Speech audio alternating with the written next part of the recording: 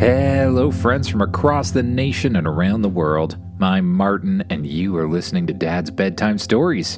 Tonight, we're going to jump back into the Cards of Power series and continue the preliminary rounds of the Deity Level Tournament, which I set up as one-on-one battles where Magnus and you will have to take on some other opponents. And I got a couple great ideas that I think I'm going to put in this episode, so let's check them out. Hi, my name is Arlen from Australia, and my suggestion for the Cards of Power series is that in the Deity Level Tournament, you face against someone named Arlen, and he has a book dragon, and it's almost impossible to beat it until Magnus uses his lightning attack. Thanks, I love your podcast. Great idea, Arlen.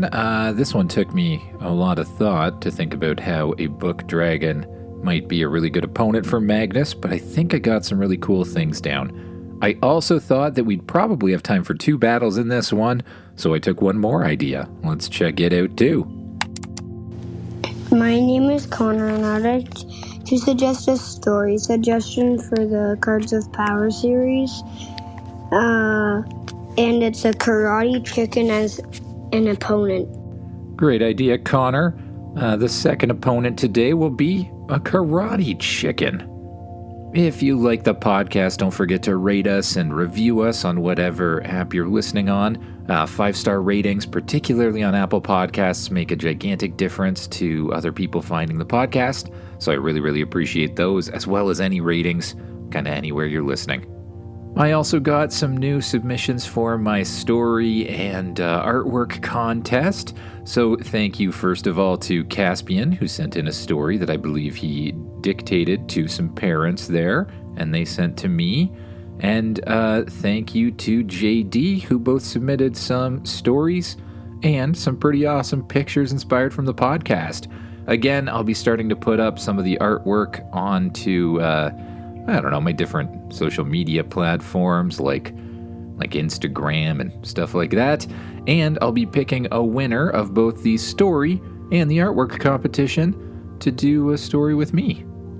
I believe in the last episode I said you had until April 13th to hand them in, but I, for some reason, was going backwards in my head. It really should be June 13th, so thank you to the Spotify commenters who pointed that out. I really appreciate it. And now, it's probably time to get on with the story. After a possible word from a possible sponsor, of course, because, unfortunately, we need to keep the lights on around here. Now, it's time to get as comfy as you can in that bed, close your eyes, and imagine yourself doing what the kid in the story does. You wake up inside a very luxurious hotel. You get up, stretch, and move over to the bed where Magnus is curled up like a little dragonling kitten or whatever. What? Time to get up already? He says as he gets himself on his feet and stretches his back up in the air like a cat. You head down the elevator to the main lobby where you smell, well, one of your favorite smells in the entire world. A complimentary continental hotel breakfast. You spend some time piling your plate full of all kinds of different breakfast foods, whatever sorts of things you like anyways, and then you head over to one of the screens, the ones that can tell you who you're up against next and where you're gonna battle. Please present your ID card, the screen says. So, you reach into your card core and produce the glowing ID card in front of you. The screen scans it, and a schedule pops up in front of you. It looks like you have 2 battles on the docket today. The first one says it's against someone named Arlen. Alright, looks like it's actually happening in a few minutes. And the second one, a little bit later today, is against Connor. There's not much of a break between the two. You quickly read over the details for the match against Arlen. It says it's in Competition Building 2, Arena 3. You run outside through the main parking lot and look around until you see the large 2 sign over one of the battle arenas. You summon your magic wing card and blast across the parking lot as quickly as you can, landing in front of the door and allowing the wings to return to your card core as you enter. You immediately make your way to the registration desk. "Welcome. Your ID card, please." You again produce your ID card in the air.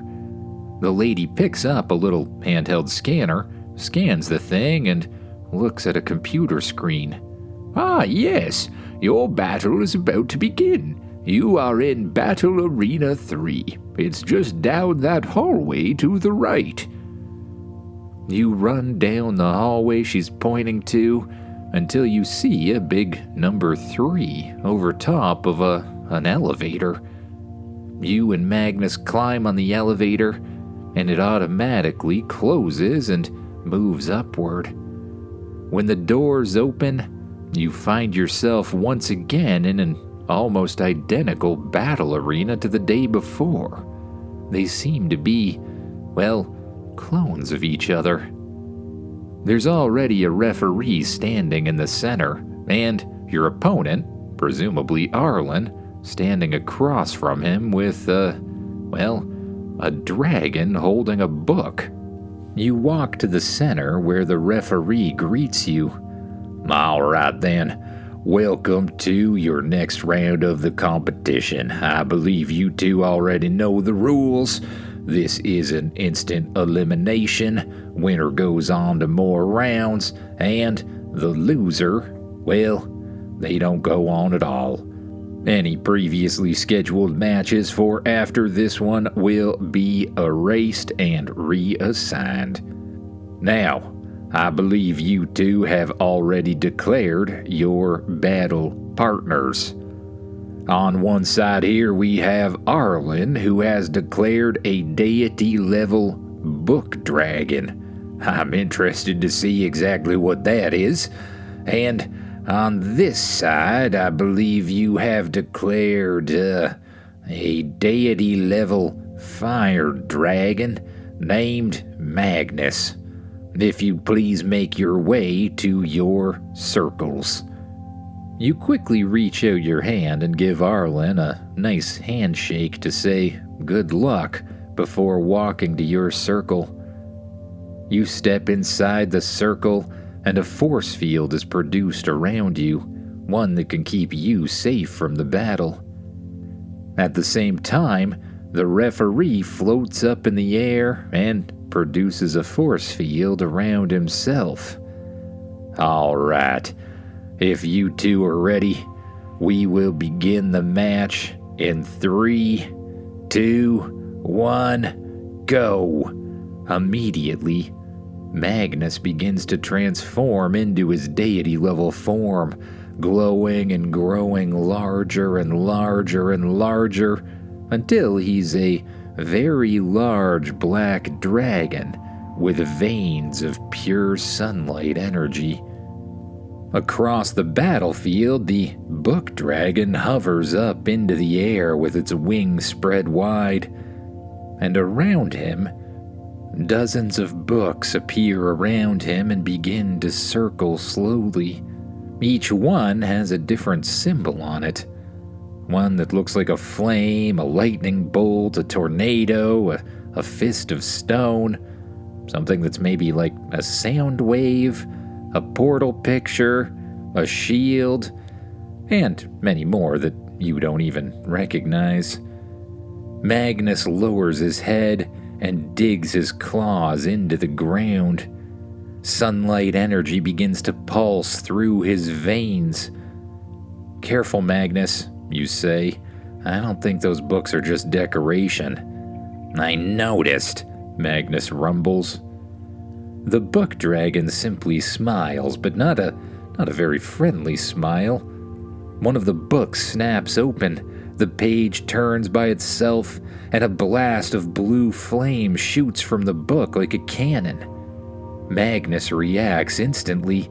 He opens his jaws and answers with a blast of fire of his own.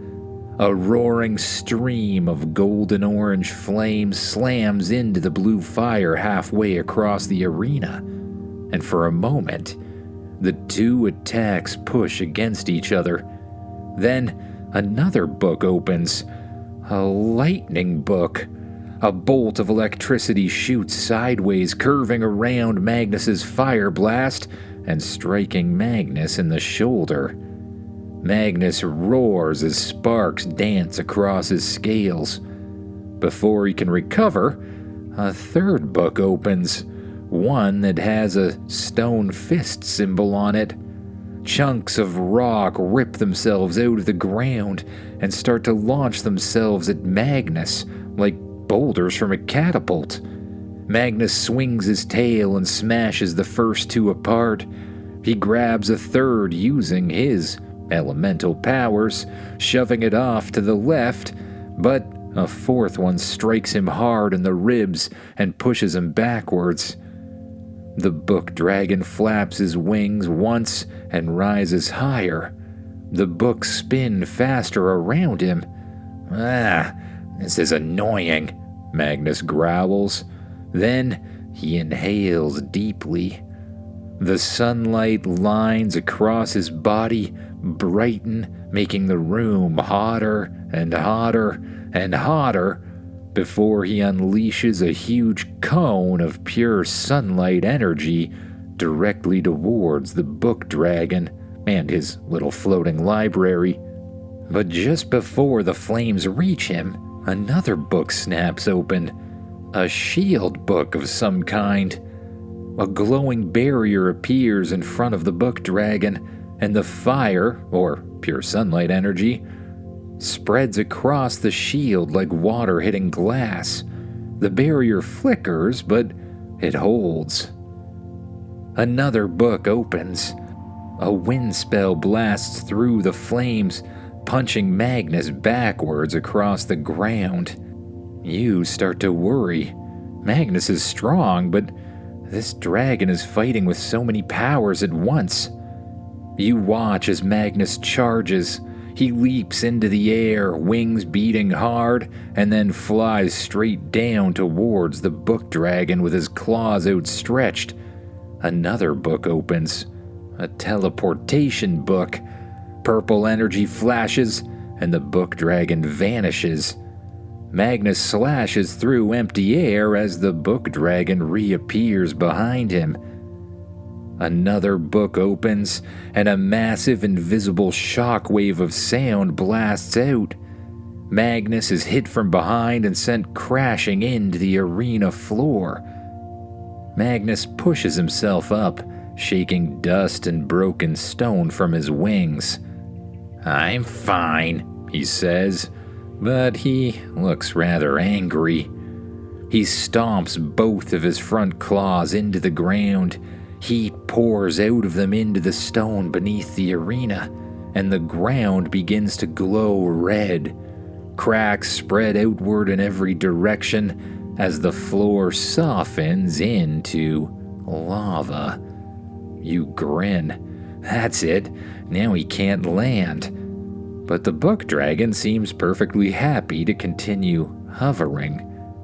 The wind book opens again, and a swirl of air shoots beneath the dragon, holding him in the air with absolute ease. Magnus narrows his eyes, and the book dragon opens 3 books at once: fire, stone, and lightning. A storm of attacks slam down towards Magnus. He spreads his wings, wraps them around himself, and starts glowing with pure sunlight energy. Fire splashes across him, lightning cracks into him, and stone shatters against his back. Having control of all of these elements, Magnus is able to hold firm for a moment, until the portal book opens. A glowing portal appears beside Magnus, another above him, and the stone chunks that had shattered against him are sucked into the first portal and fired out through the second, hitting him directly in the head. Magnus stumbles backward. Ow! Magnus, if heat won't work, maybe try freezing everything. Right, Magnus responds, and he sucks in a huge deep breath. The ground below him hardens into obsidian, and everything becomes incredibly cold as Magnus absorbs every single bit of heat that he possibly can. The books start to develop frost across them. Magnus reaches out with his mind to any water vapor in the air, crystallizes it into ice spikes, and launches them straight towards the dragon. But again, the shield book pops out in front of him and covers him in a protective layer of energy. This is getting old, Magnus says, as books start to swirl around him, launching attacks of all different kinds of elements. Magnus decides that he needs to try something a little bit different. He reaches inside himself. He connects with a power he's only used a little bit before, the power of lightning. He focuses all of the heat energy he's absorbed into the lightning, and instead of aiming it in any particular direction, he just lets it explode outward. Chains of lightning bolts spread from the dragon, crashing into various different books and then chaining themselves to other ones. Magnus forces all of the heat energy he possibly can into the blast as the lightning arcs from book to book to book. When the blast finishes, most of the books, with a single exception, drop to the ground. The only one still hovering is the lightning book itself, which seems unaffected for obvious reasons, but it honestly shouldn't be difficult now.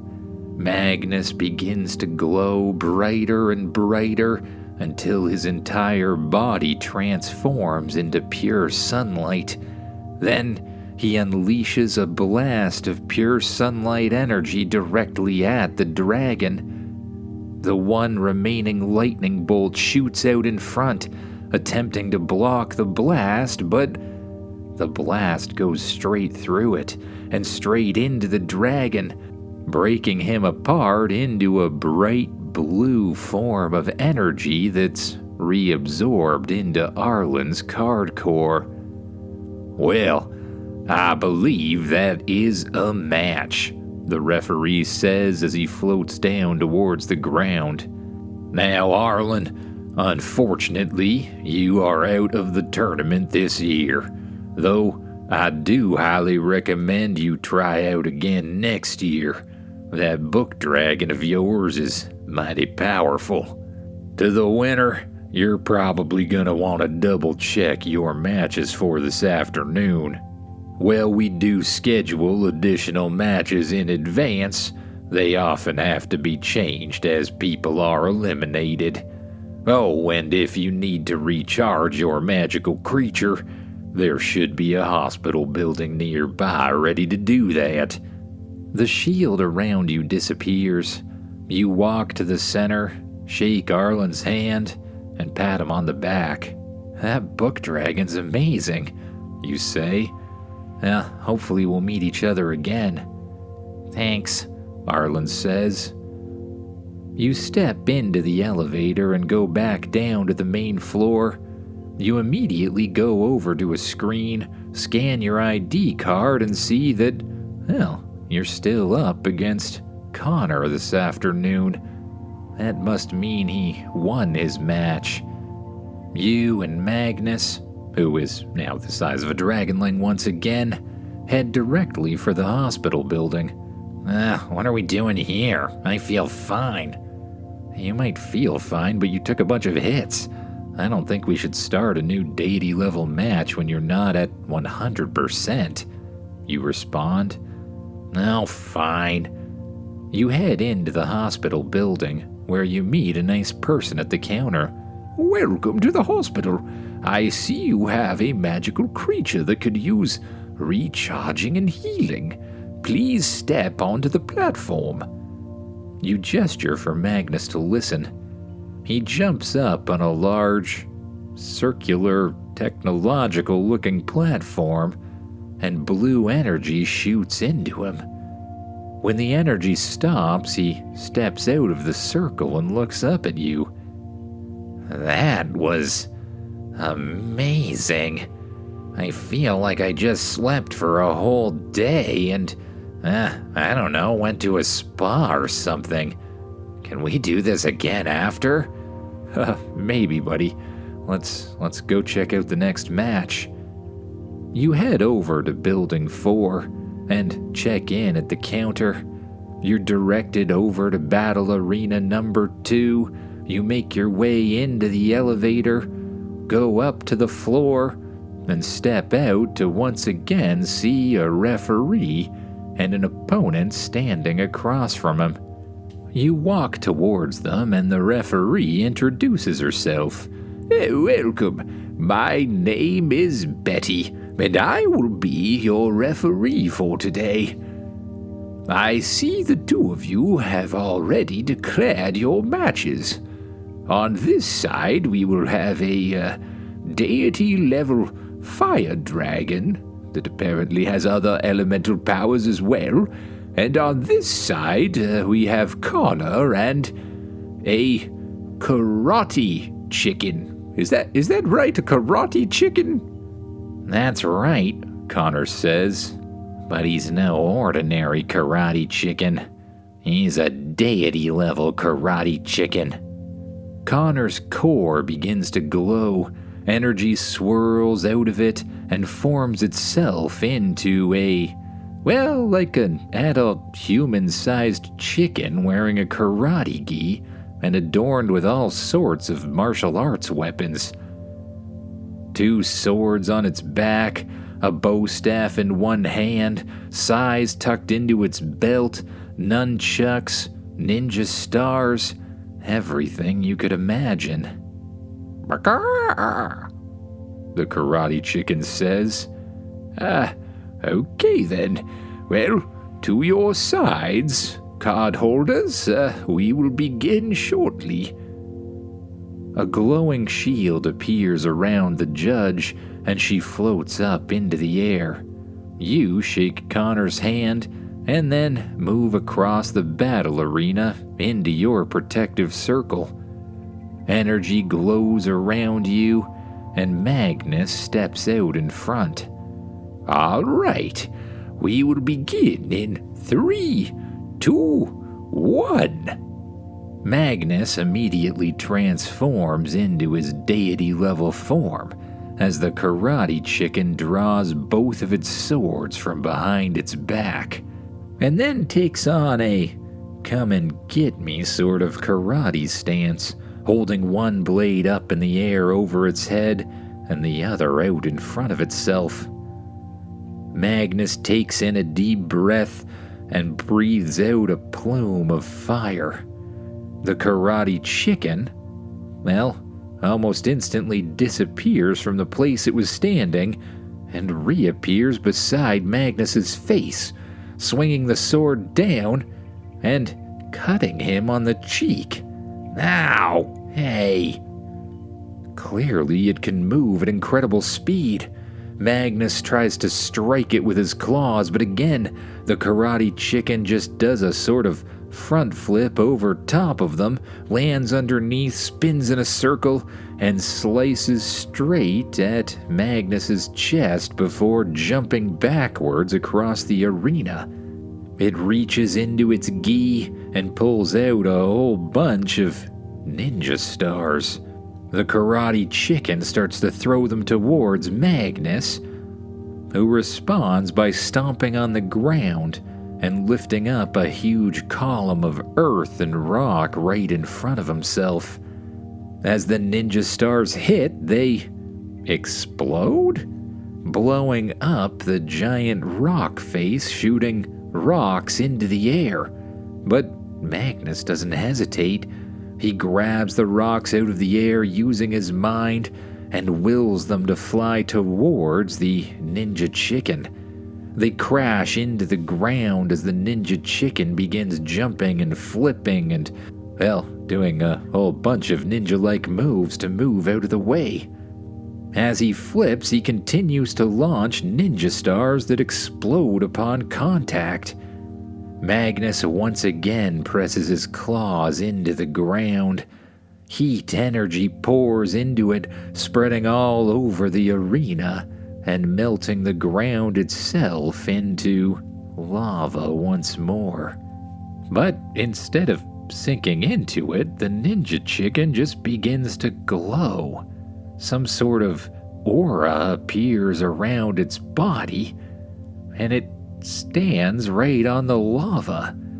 Smoke continuously rises up from where its feet hit the ground, but somehow it can walk on this stuff, like a martial arts master that can stand on hot coals.